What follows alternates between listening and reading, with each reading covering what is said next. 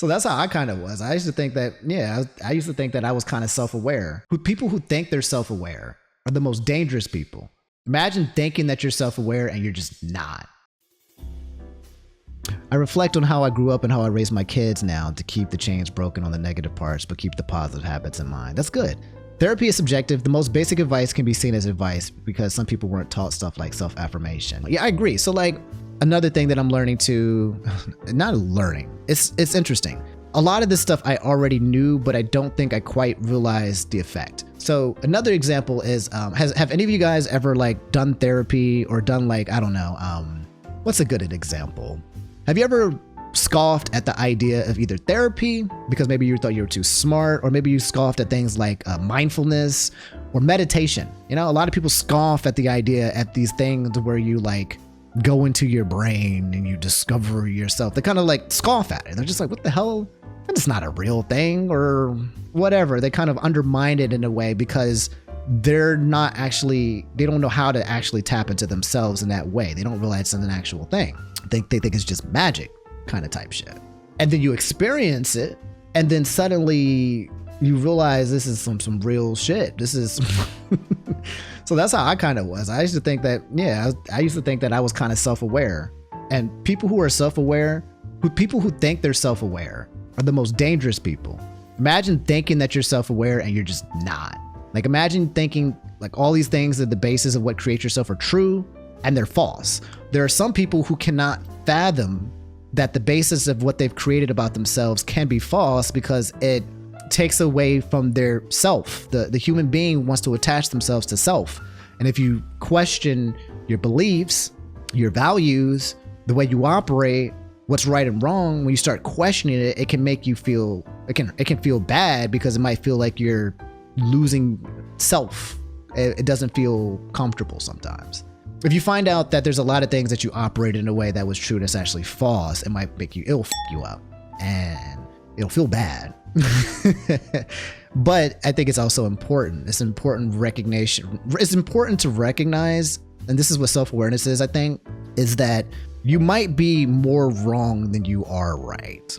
Like even as you continue to learn about yourself, if you keep yourself in a place where it's open-mindedness is literally opening your mind to the concepts that things exist that either you don't understand or you thought you understand, but might be wrong. There are things that might be true to what you've come to the conclusion with, but you might have false premises.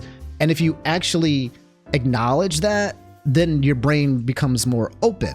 And when your brain becomes more open, then you can see more into yourself and the people in the round all the time. So there are people who question things all the time, like you just said, Angel. And there's some people who are just undoubtedly themselves. They don't question nothing. They're 100%, everything that say is fact, and anything against it is false.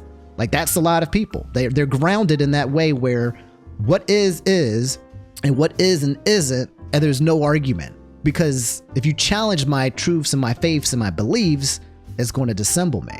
And that's what's called a closed-minded person. Hard-headed. You know, these words that we toss around literally mean people who are not expansive enough to acknowledge different realities. It's not even dumb, to be honest. I've been practicing empathy for what I consider, like, you know how we make fun of like stupid people or uneducated people or dumbasses? Like, it's good to bully them because it might actually like get them to realize it. But like most people who are in that level, they actually just don't know.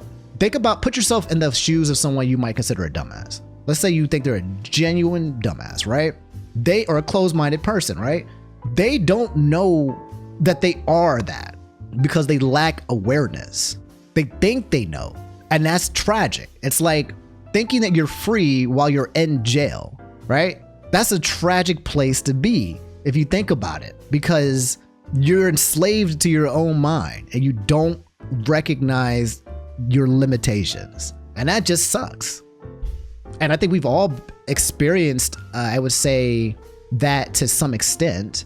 And people who are more open-minded tend to break through those chains sooner and faster than compared to other people. That's why having a curious mindset will make you more open-minded, because you're seeking alternative truths.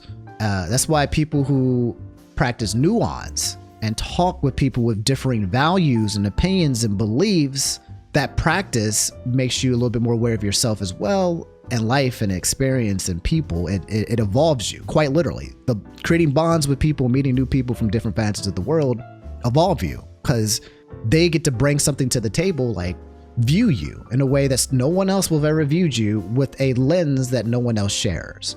And that information can help you to discover more about yourself.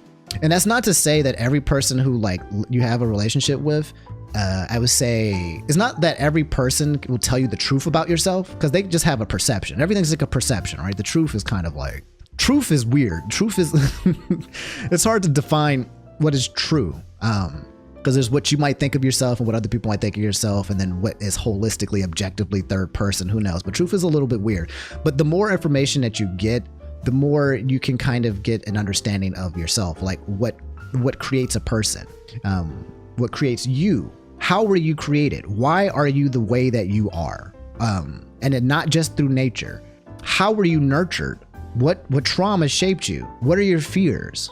Not everyone has the same fears. Not everyone is built like you are. So there are certain people who are afraid of one thing, and there's some person who's not. And if you're afraid of this one thing, why? And if you thought about it and you have a why for it, go back a little bit further, because it's not the first thing that you think of. If you're afraid of something and you have a why, I guarantee you, that's just, that's not it. There's another why, and there's another why.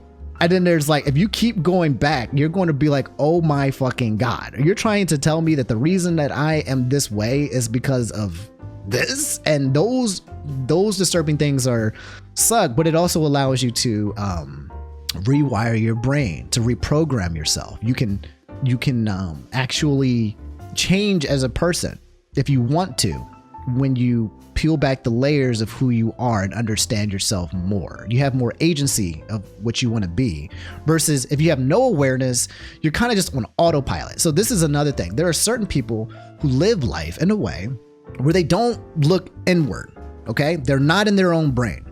Their consciousness of their brain, imagine you are like a little alien person inside of your brain controlling things. They're not there. They're not aware of the little person that's driving the car or the vehicle. But there are people who don't know about the person that's in there. Do you guys know what I'm saying? Let me pause. Let me talk to you guys, chat. Is what I'm saying so far making sense? Can I make sure, am I still there? I don't want to feel like I'm like talking and I'm just like, what the hell is this guy talking about? Are we connecting right now? It's okay, but you're a good person. Are we ever going to get on the Heaven Omni arc? You mean Heavenly Controller? Oh man, yeah, that sucked. My guy, Heavenly Controller, I think that was mental health. I think it's some mental health combined with like crashing when it comes to an unhealthy relationship with e-girls, combined with probably a lot of things I don't know about that person. But that crash out was sad. How do you deal with people that are close-minded like that? You create healthy boundaries with people. If you know a person that's close-minded, you usually create a healthy boundary.